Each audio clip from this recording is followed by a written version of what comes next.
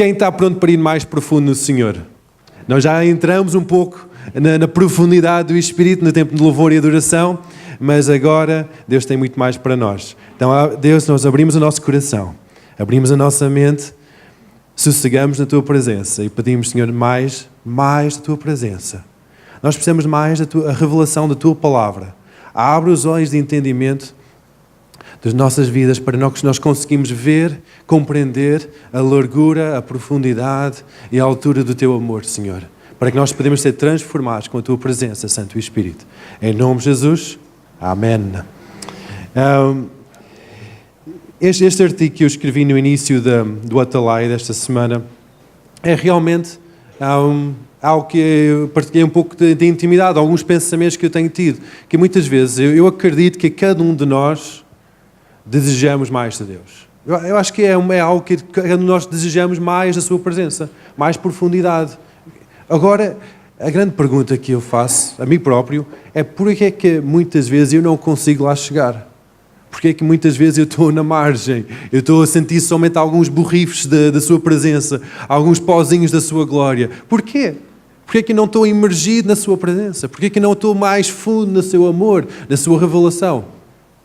E esta semana Deus levou-me a ler o livro de Judas. O livro de Judas não foi escrito de Judas Iscariotes, porque infelizmente ele morreu, não é? Foi escrito por outro discípulo, Judas, em que é logo antes do Apocalipse. E vamos ler algumas passagens deste livro, que é um livro muito pequenino, só tem um capítulo. Por isso que durante a semana podem ler e reler e mastigar e meditar sobre este livro, e tem muitas revelações que nós podemos aprender acerca desta busca de mais da presença de Deus. E vamos ler primeiro, porque eu vejo que quando nós estamos a buscar mais a presença de Deus, há sempre coisas que nos travam, sempre coisas que nos limita, bloqueiam o nosso caminho. E às vezes vem de dentro, às vezes vem de fora, em que nós temos que saber identificar essas áreas e de corrigir essas áreas. Por isso que aqui no livro de Judas há um versículo que salta-me a atenção de algumas áreas em que nós podemos ter aquela alerta de situações em que inibe-nos a chegar mais profundo na presença de Deus. E esse versículo é o versículo 11, que diz assim: porque ai deles que prosseguiram pelo caminho de Caim e movidos pela ganância e se precipitaram no erro de Balão e pereceram na revolta de Corá. Estes três homens no Velho Testamento eram três, eu digo que não eram heróis, mas eram aqueles vilões, ou aquelas pessoas que não eram um bom exemplo a seguir. Mas nós podemos aprender algumas coisas de não fazer, de coisas que nós devemos evitar. Então vamos analisar cada uma desses homens e ver o que é que nós podemos aprender com esses homens. Então, primeiro é Caim, que em Gênesis 4 nós temos a história de Caim. Caim, todos nós sabemos por causa da escola dominical, primeiro foi criado Adão, depois foi criada Eva, de Adão e Eva nasceu Caim, nasceu Abel, e depois nasceu o Sete. Eu gosto muito desse nome, não sei porquê. Mas Caim, primeiro, foi o primogênito. Caim foi um lavrador, foi alguém que cultivava a terra, foi alguém que estava a fazer a cultivação, não era alguém que fazia criação, mas fazia cultivação. Era um lavrador, trabalhador, árduo, e fazia o trabalho. E depois o seu irmão, que é Abel, era aquele que criava rebanhos e tinha animais, que cuidava dos animais. E diz assim, que houve uma altura em que Jesus pediu, Deus pediu uma oferta, eles vêm e apresentam uma oferta, e em capítulo 4 explica-nos a história desta oferta e de que aconteceu depois da oferta. Diz assim em versículo 8, e disse Caim a Abel, seu irmão, vamos ao campo, e estando eles no campo, sucedeu que levantou Caim contra Abel, o seu irmão, e o matou. Depois da oferta, logo houve o primeiro homicídio. Porquê? Porque Deus queria uma oferta de vida. E Ele pede sempre que assim seja dado na nossa vida também. Quando Ele pede uma oferta, Ele pede algo que custe-nos. Algo que, mas pastor, o Caim não fez uma oferta que custava, não era o melhor colheita que ele tinha? Provavelmente sim. Mas sempre que há uma oferta, ele requer vida, que requer derramamento de sangue. E eu acredito que isto não foi por ignorância de Caim. Porque isto foi pouco tempo depois de eles saírem do Jardim de Éden, em que eles recebiam aquela revelação e o paizinho Adão, provavelmente, era muito fresca essa comunhão com Deus. E ele sabia o desejo de Deus de uma oferta, tinha que ser uma oferta de um animal. Tinha que haver um verter de sangue. E ele provavelmente sabia disso, sendo ainda por mais o primogênito, ele provavelmente sabia que era preciso derramamento de sangue. Mas o que é que nós podemos aprender aqui? Que Caim, ele foi para aquele caminho de facilitismo. Era mais fácil. Era mais fácil juntar a minha colheita e queimar a minha colheita, o meu trigo e as coisas que eu tenho, de que estar a pedir ou comprar do meu irmão uma ovelha. Porque ele não tinha ovelhas, não é? Então ele tinha que estar a comprar ou pedir que o irmão Abel desse uma ovelha. E muitas vezes, quando nós estamos na presença de Deus e nós queremos mais profundidade da sua presença, há uma tentação no nosso coração para entrar no caminho de facilitismo. Em que, Deus pede-nos o nosso dízimo, as nossas ofertas, mas vamos contornar um pouco. Há algumas igrejas que, infelizmente, eu ouço alguns relatos fazem saldos, às vezes, de ofertas e dízimos. Não tem que ser, esta semana não tem que ser 10%, pode ser 8% ou 9%. Eu digo, não. Se Deus está a pedir um dízimo, é 10%, é 10% dos rendimentos. Se Ele está a pedir uma oferta, é aquela oferta. Não podemos entrar naquele caminho de facilitismo, de tentar a contornar as regras. Tão facilmente entramos nesse caminho. E depois nós perguntamos, Deus, mas eu desejo no meu coração mais de Ti. Eu desejo aquela profundidade de revelação. Eu ouço outras pessoas a falar daquela profundidade de revelação e eu só ouço algumas coisas no meu espírito. Só alguns versículos saem à minha atenção quando leio a Bíblia. Porquê, Deus? Não entremos naquele caminho de facilitismo. Naquele caminho de contornar as coisas. Se Deus colocou perante nós um caminho reto, um caminho santo, não podemos estar a misturar a nossa vida. Não podemos estar a entrar em facilitismo, porque esse vai nos levar para as margens do rio. Vai levar para fora da sua presença. Também um exemplo que nós podemos aprender aqui de Caim é que ele criou um sentimento no seu coração de inveja.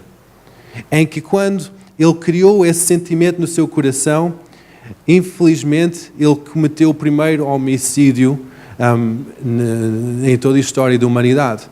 Em que quando nós queremos mais de Deus, nós não podemos entrar no sentimento de inveja no nosso coração.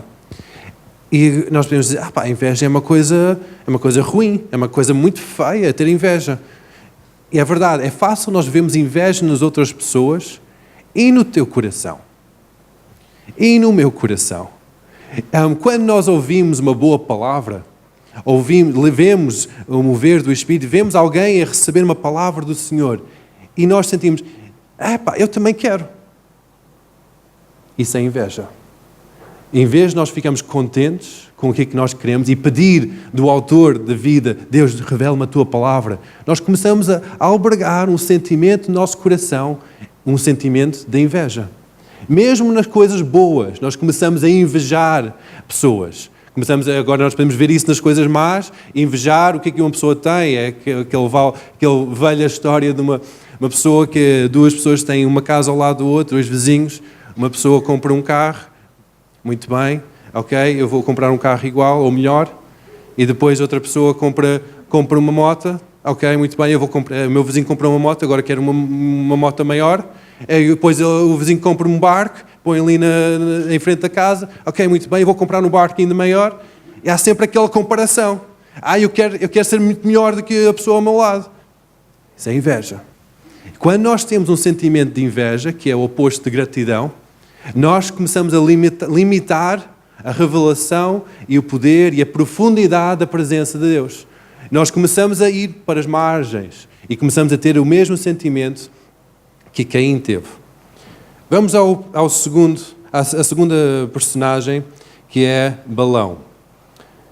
Balão, a história de Balão encontra-se em Números, livro de Números, capítulo 22, em que é 22 e 23, eu acho que ainda vai para 24 também. Agora, só para enquadrarmos aqui nesta história de Balão, isso foi um homem que apareceu na história de Israel na altura em que eles estavam no deserto. Eles saíram de Egito com Moisés a liderar, abrir o Mar Vermelho. Depois das 10 pragas em Egito, Deus abriu o Mar Vermelho. Agora começaram a entrar no deserto, começaram a chegar perto de um povo que ainda não era na terra prometida, era a terra de Moab, antes de atravessar o Rio Jordão, em que aqueles povos começaram a ficar com medo dos povos muito grande de Israel que estava a atravessar o deserto, estava a dizer, eles vão matar-nos a todos, vão destruir as nossas cidades, tirar as nossas terras, e começaram a ficar com medo. O grande rei Balac, que era o rei de Moab, juntou com seus conselheiros e disse, como é que nós vamos derrotar este povo de Israel? Como é que nós vamos destruir este povo de Israel? Eles tinham vários deuses diferentes, e um dos deuses era Baal, que eles serviam Baal, e havia vários profetas, vários sacerdotes de Baal, em que um dos mais poderosos em todo Moab era o profeta Balão. Então, o rei Balac junta e diz, olha, chama o profeta Balão, porque eu preciso que ele faça um feitiço, uma coisinha para uma maldição, que lança uma maldição sobre o povo de Israel para que eu possa vencer e não seja destruído. E chega os servos e os outros nobres do reino de Moab à casa de Balão e temos aqui a história em capítulo 22. E diz assim, capítulo 22 de Números, versículo 1, e diz, partindo os filhos de Israel, acamparam nas campinas de Moab, além do Jordão, na altura de Jericó. E viu Balac, o filho de Zippor, e tudo que Israel fizera aos amorreus. Moab teve grande medo deste povo, porque era muito, e andava angustiado por causa dos filhos de Israel. Pelo que Moab disse aos anciãos de Medianitas, e agora lamberá este multidão tudo quanto houver ao redor de nós, como um boi lambe a erva do campo, e Balac, filho de Zippor, naquele tempo era rei dos Moabitas. Enviou-lhe mensageiros a Balão, filho de Beor, e a Pator, e estava junto ao rio de Eufrates, e na terra dos filhos do seu povo, e chamá-lo, dizendo, eis que um povo saiu ao Egito, cobre a face da terra, e está morrendo defronte de mim.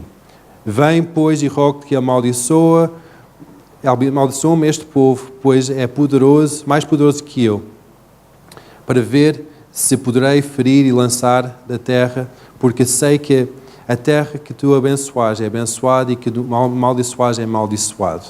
Então foram os anciãos à casa de Balão e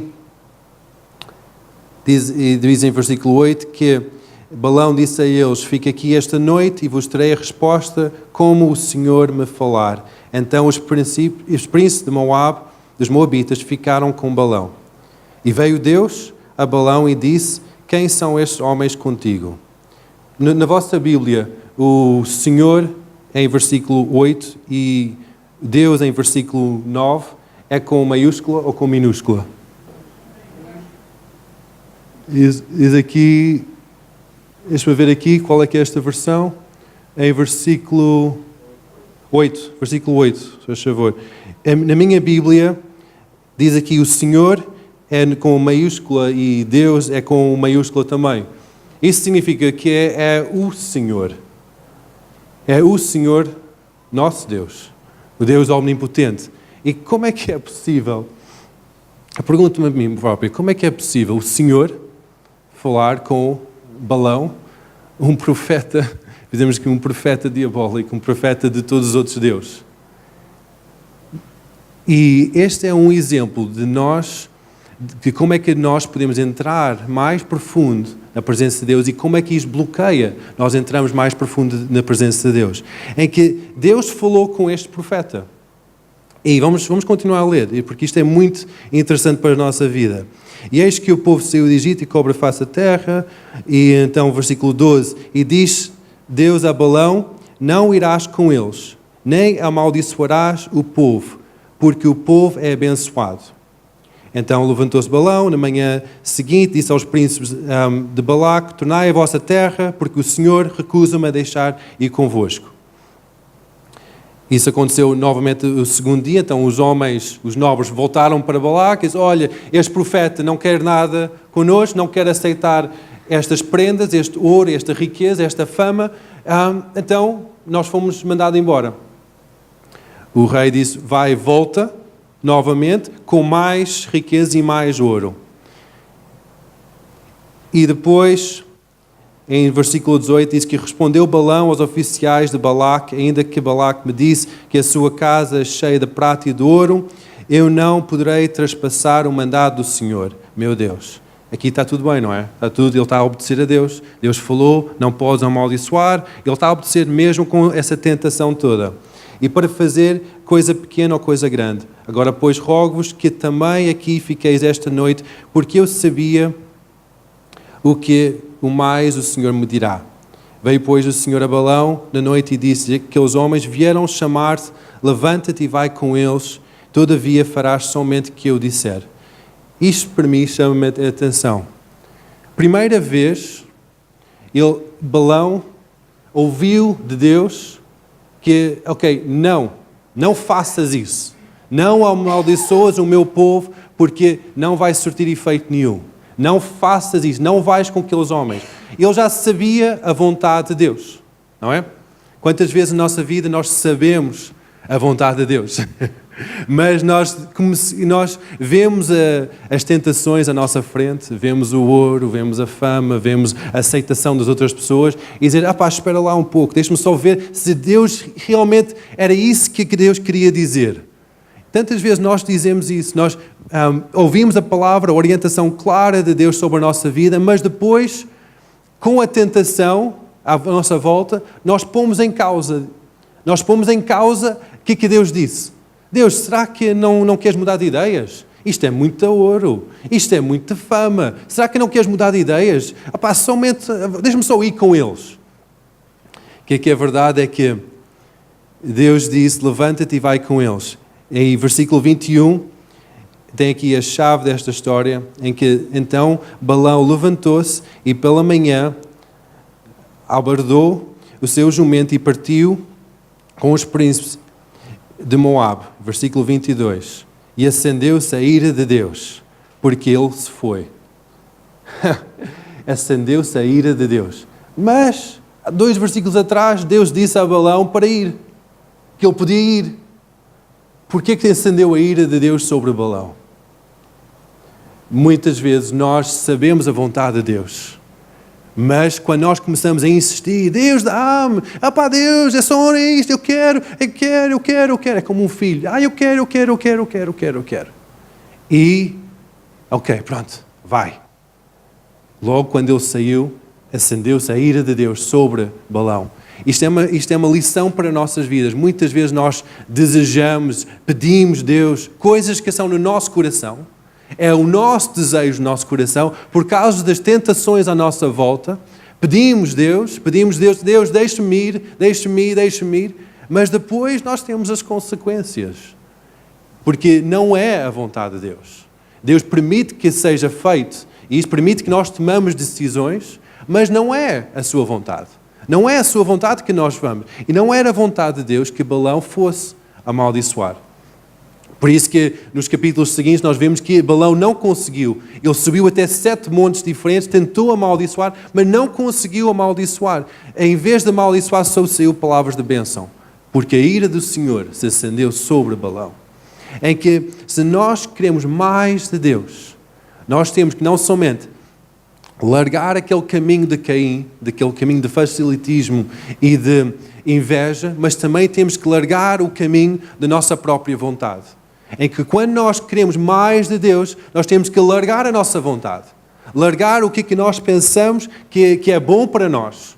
Qual é que é o caminho mais certo, melhor para nós ficarmos com o caminho mais confortável, com uma vida mais confortável. Nós temos que largar isso. Dizer, não, Deus, se tu estás a me dar esta palavra, eu vou-te obedecer. Custe for custar.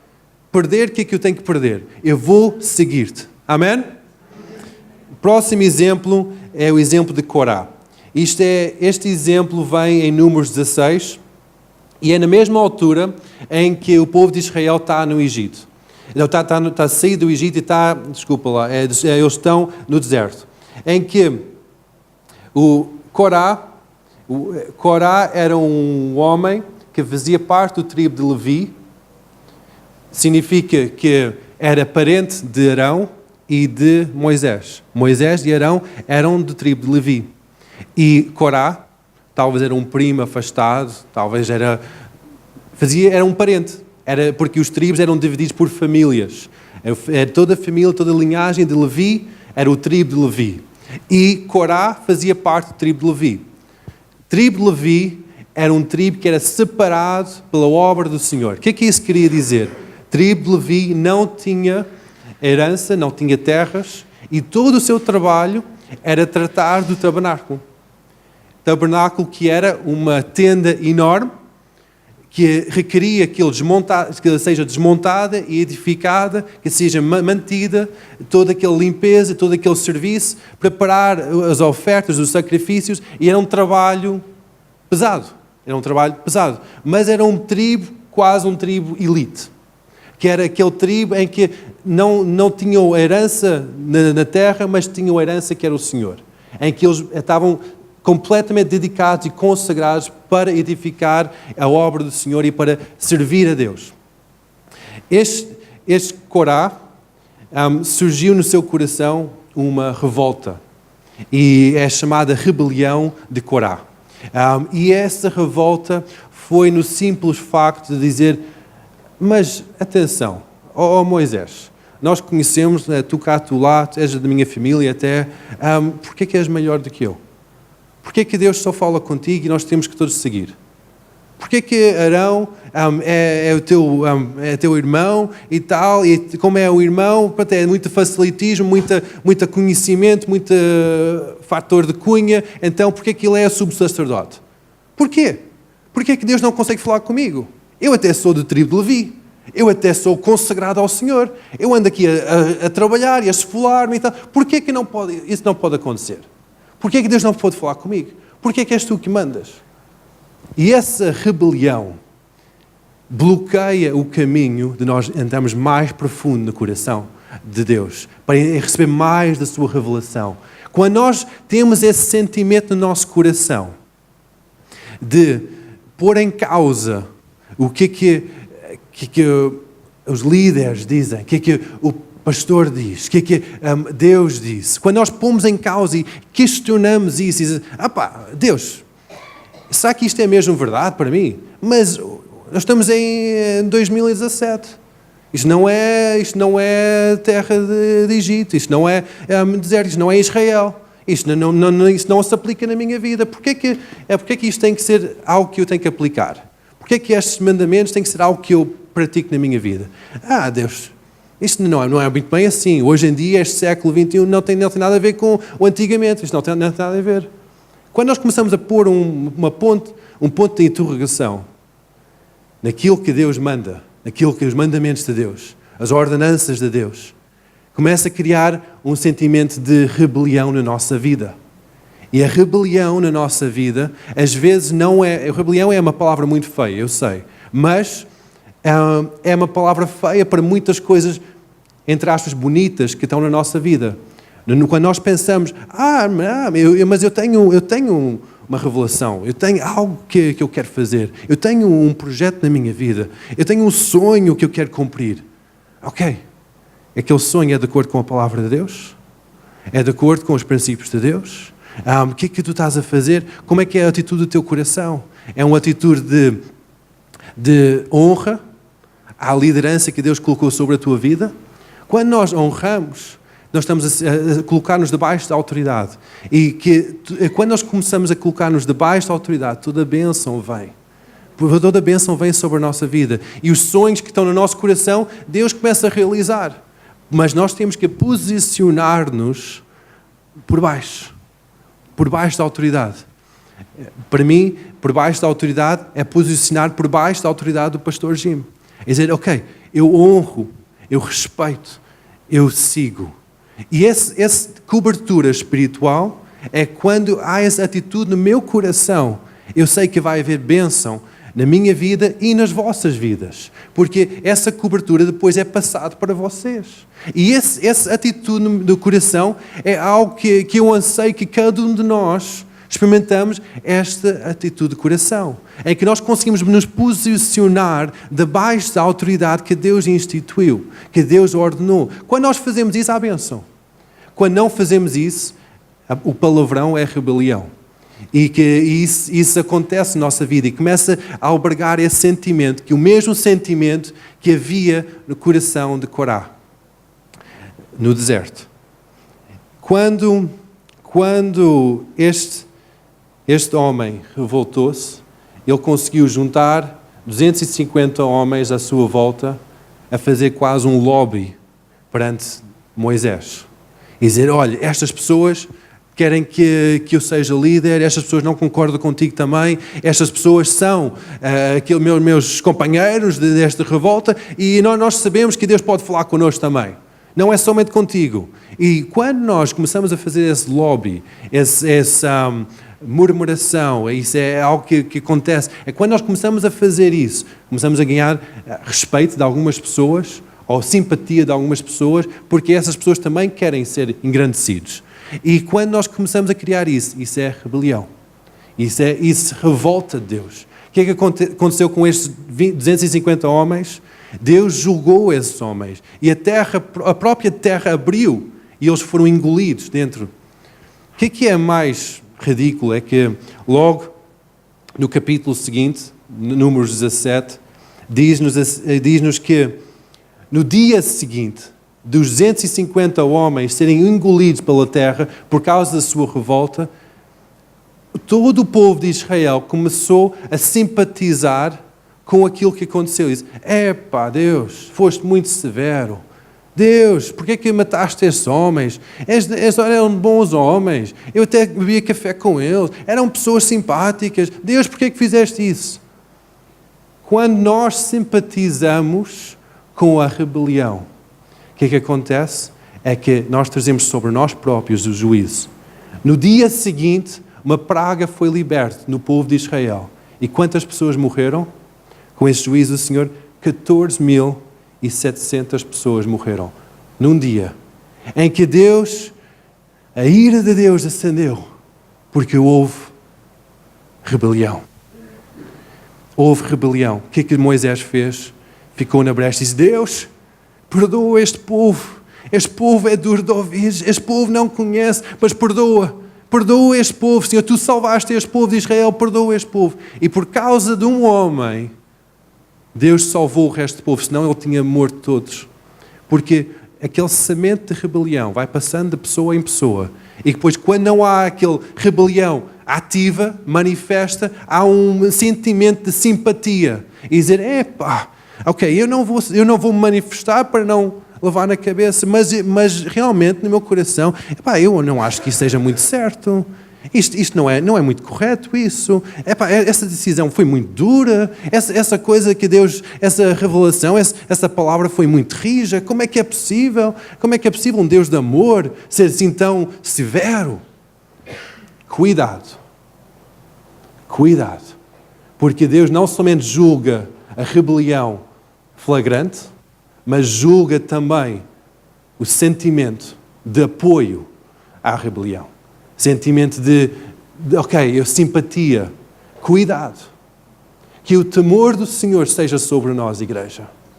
O temor do Senhor vai nos levar à santificação. Vai nos levar a águas profundas do seu amor. Que esse temor seja sobre nós. Em que aquilo que sai da nossa boca, a intenção do nosso coração, seja agradável a Deus. Amém? Que não seja sentimentos de rebelião, de inveja, de murmuração, de crítica, mas que seja sentimentos santos. Sentimentos de bondade. Sentimentos de bênção e não de maldição. Amém? O que é que acontece quando isso acontece? Nós temos que correr para a cruz. E dizer, Deus perdoa-me. Deus perdoa-me. Estes sentimentos estiveram no meu coração. Eu alimentei isso. Eu alimentei esse bicho no meu coração. Alimentei esse sentimento. E agora está mais forte que eu. Eu não consigo controlar cada coisa. Eu critico cada coisa. Eu julgo. A cada situação eu invejo. Deus é agora mais forte que eu. Nós temos que chegar ao perto de Deus. Dizer, Deus perdoa-me. Chegar à cruz. Abrir a mão. Abrir o jogo. Quando nós trazemos as coisas para a luz, Ele cura, Ele sara, Ele transforma, mas é de nossa decisão. Tal como eu estava a dizer semana passada, é da nossa decisão de responder ao convite de ir mais profundo. Ele não vai forçar-nos, Ele não vai nos arrastar da margem do rio para águas profundas. Ele não vai fazer isso, porque Ele é um cavalheiro. Ele vai lançar o convite e depois é da nossa responsabilidade, da nossa decisão de tomar cada passo, ir mais fundo na sua presença. Vamos voltar para o livro de Judas para ver como é que nós podemos ter o Espírito Santo a habitar no nosso meio e não somente visitar-nos. O meu desejo, igreja, é que Ele habita no nosso meio. Ele habita não somente no nosso meio coletivo, mas também nas nossas casas, nas nossas vidas.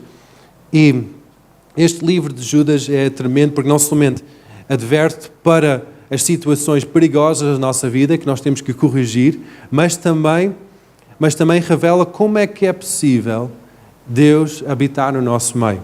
E versículo 20 e 21 diz assim: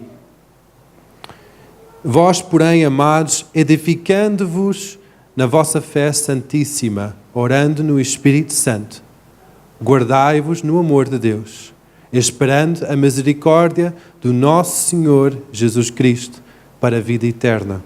Aqui há pelo menos 5 áreas que nós podemos aprender como é que nós podemos ir para aquelas águas profundas. Primeiro é edificando.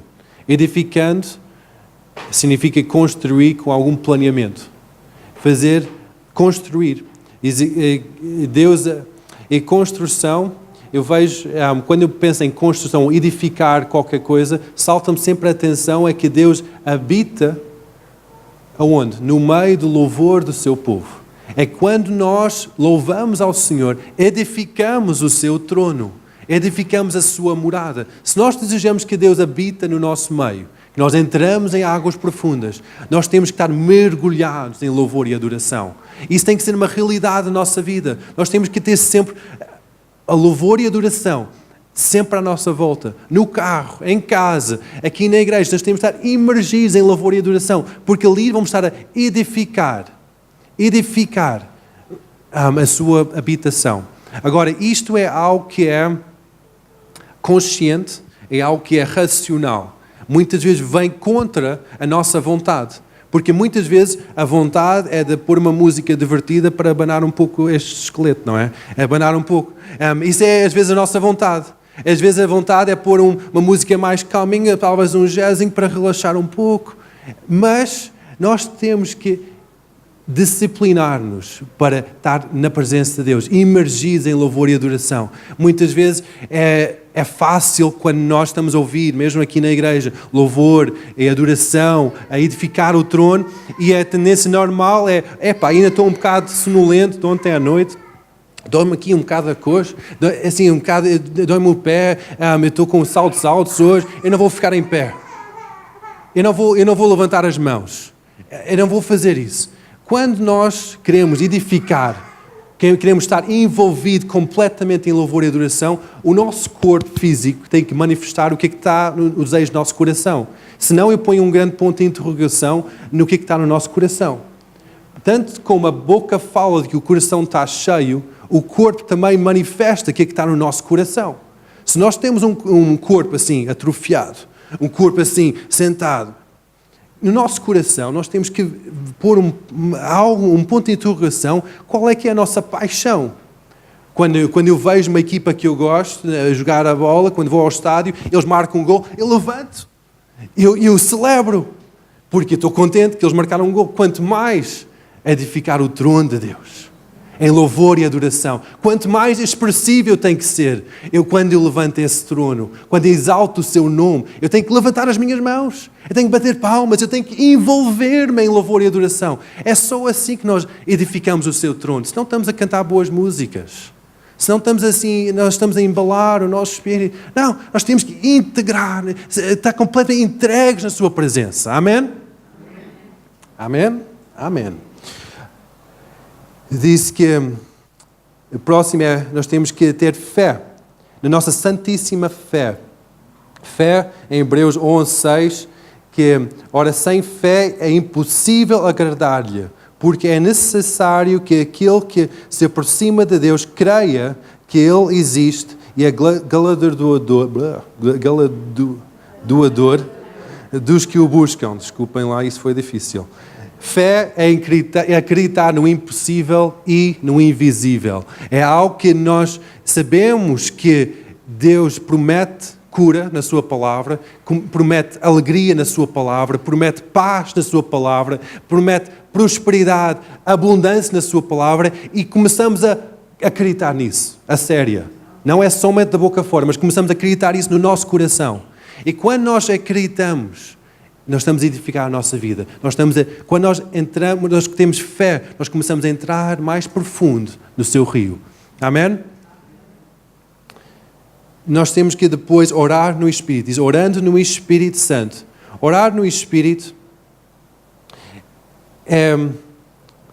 muitas pessoas questionam porque é que nós oramos no Espírito, porque é que é isso de orar no Espírito. Muitas vezes quando nós oramos no Espírito, eu chamo isso a oração mais pura que há, porque é o nosso Espírito a comunicar com o Espírito Santo. Não passa pela nossa mente, nem pelas nossas emoções, é direto, é uma ligação direta. Não há interferência ali no meio. Porque quando nós oramos na nossa linguagem normal, natural, nós estamos a deixar passar pela nossa mente, filtros de nossas emoções, filtros da nossa mente. Por isso que se nós queremos entrar mais profundo nas águas de Deus, nós temos que praticar mais esta oração no Espírito. No meu tempo, durante o dia, eu oro muito em línguas. Muitas vezes eu começo a orar em línguas porque eu quero esta comunicação aberta, quero esta linha aberta, direto com o Senhor, em que se nós queremos entrar mais profundo nas suas águas, temos que praticar e praticar mais esse exercício de orar em línguas, orar no Espírito. Em Efésios 6:18, diz assim, orando em todo o tempo, com toda oração e súplica no Espírito, vigiando nisso com toda a perseverança e súplica por todos os santos. Orar no Espírito a toda hora, em todo lugar, por todos, em qualquer hora, qualquer tempo. Orar. Nós temos que praticar isso, temos que disciplinar-nos nisso. E quanto mais fazemos isso, mais vamos estar ligados com o seu amor, com o seu coração, e mais profundo vamos entrar nesse rio da sua presença. E depois diz assim, no resto do versículo, em versículo 21 de Judas, diz, conservai a vós mesmos no amor de Deus. Mas se nós lidamos com Deus, que é Espírito, e lidamos de Espírito para Espírito, porquê é que nós temos que conservar em amor? Porquê é que nós temos que ser amorosos com as pessoas à nossa volta? Porque se nós não conseguimos amar o nosso próximo, com quem nós vemos, sentimos, cheiramos, olhamos, se nós não conseguimos amar a pessoa que está ao nosso lado, é impossível nós amarmos a Deus. Nós temos que amar, conservar o amor. Em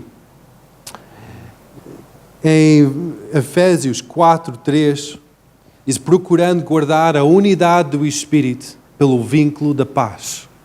A paz não é dizer, ok, está tudo bem, é aquele paz superficial, mas é a paz de Deus. Aquele paz que excede todo o entendimento, todo o raciocínio, porque eu dou graças a Deus porque nós somos diferentes. Era muito aborrecido se fôssemos todos iguais. Era muito chato se fôssemos todos com a mesma opinião, todos assim individuais, mas todos iguais. Era aborrecido. É por isso que eu dou graças a Deus, porque eu sou diferente de vocês. Porque vocês são diferentes de mim. Porque cada um de vocês é diferente. Porque assim nós podemos ver a diversidade de Deus. Porque Deus criou cada um de nós segundo a sua imagem e semelhança. Segundo a sua imagem e semelhança. Significa que cada um de nós, na nossa diversidade, nas nossas diferenças, somos feitos à imagem e semelhança de Deus. Nós temos que conservar este vínculo de paz, vínculo de amor. Quanto mais amor nós temos para o nosso próximo, mais profundo nós vamos chegar no rio de Deus. Se nós temos no nosso coração aquele sentimento de individualismo, eu só quero a minha casa, eu só quero as minhas coisas, ninguém mais, não há espaço para mais ninguém. Nós vamos estar muito limitados na profundidade de revelação do amor de Deus. Nós vamos sentir que nós estamos muito profundos no seu rio de amor, mas nós estamos ainda nas margens. Quanto mais nós amamos uns aos outros, mais profundo nós vamos estar no amor de Deus. Mais profundo nós vamos estar nas águas da sua revelação, da sua presença. Amor é algo de dois caminhos. Não é algo de, vou dar amor, eu tenho muito amor para o Patterson, então eu vou dar. Não, amor é dois caminhos. Patterson também tem que dar amor para mim. E tem que haver esta partilha.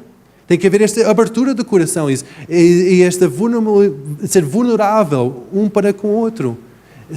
Transmitir o amor de Deus. Amém? O próximo é esperando a misericórdia do nosso Senhor para a vida eterna. Eu não gosto muito de esperar.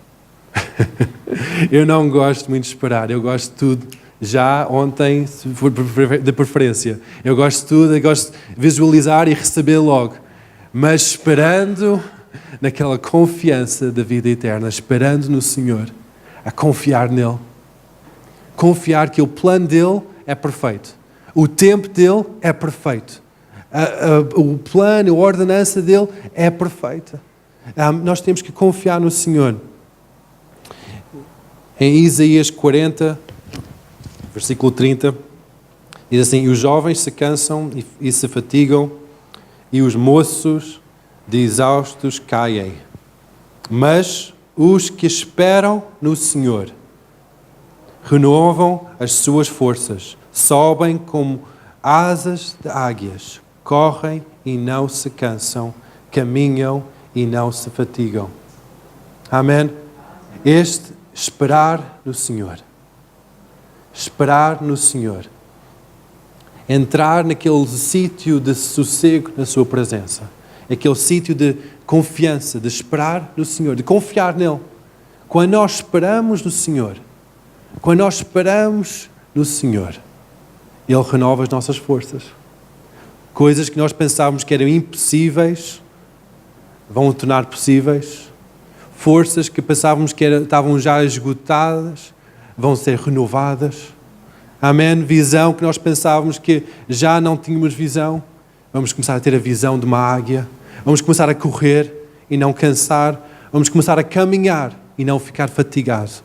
Quando nós esperamos no Senhor. Quando nós esperamos no Senhor. Tantas vezes, no meu tempo de comunhão com Deus, no meu tempo devocional, eu passo momentos em que eu só espero no Senhor. Há momentos em que eu tenho que batalhar, que eu tenho que orar no Espírito, mas há muitos momentos, e está a ser mais e mais frequente, em que Deus só diz: espera em mim. Sossegue o teu coração. Eu quero renovar as tuas forças. Eu quero renovar a tua visão. Eu quero que tu corras e não te cansas. Que andes e não te fatigas. Por isso que hoje de manhã, se nós sentimos que nós queremos mais do Senhor, nós temos que ter cuidado a estes três personagens no início. Caim, Balão e Corá.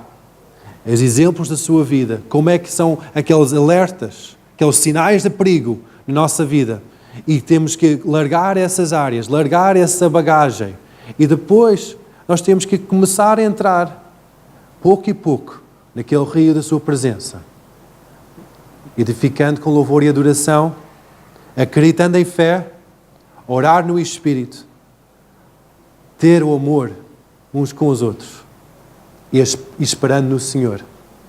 Amém? Vamos ficar em pé. Oh Deus, nós esperamos aqui por Ti, Senhor, sabendo que Tu tens muito mais do que nós podemos imaginar ou pensar, Deus. Oh Senhor, nós desejamos mais da Tua presença. Hoje de manhã nós dizemos que nós queremos mais de Ti, Deus. Nós queremos mais de Ti, Senhor. Se estas áreas da tua vida, se estas áreas fizeram sentido para vocês, em que viram que vocês têm estado a viver num caminho de facilitismo, num caminho de vossa própria vontade e de inveja, de ganância e de rebelião, apresenta essas áreas perante o Senhor e diz: Deus, ok, isto parecia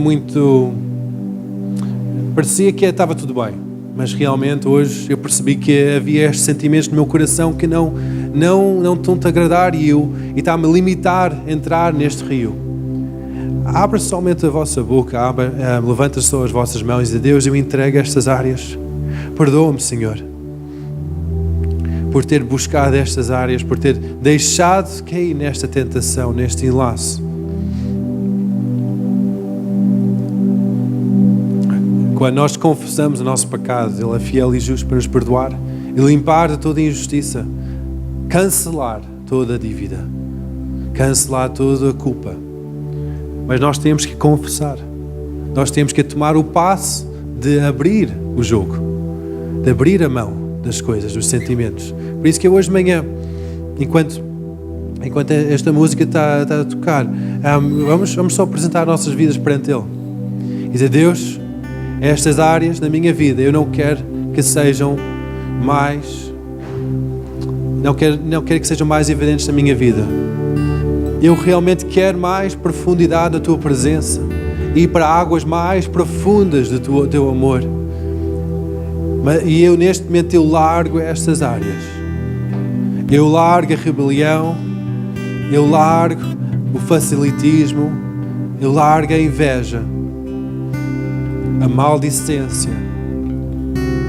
Eu largo, Senhor, toda imoralidade, toda idolatria. Eu não quero que haja outro Deus além de Ti. Não quero que haja outro voz que guie os meus passos além da Tua voz.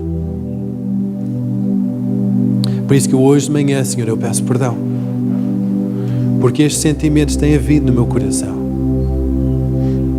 Eu tenho estado a dar a essas vozes, estes sentimentos, e eu não quero mais isso. Por isso que Deus, perdoa-me, limpa-me, faz esta oração comigo, partilha comigo esta oração e que tornem nas vossas próprias palavras este sentimento. Oh Deus, limpa, Senhor, a minha mente, limpa o meu falar, limpa a intenção do meu coração. Limpa-me, Senhor, para que eu possa ser agradável a Ti e que eu possa chegar mais fundo do Teu amor, para águas mais profundas da Tua presença, Deus.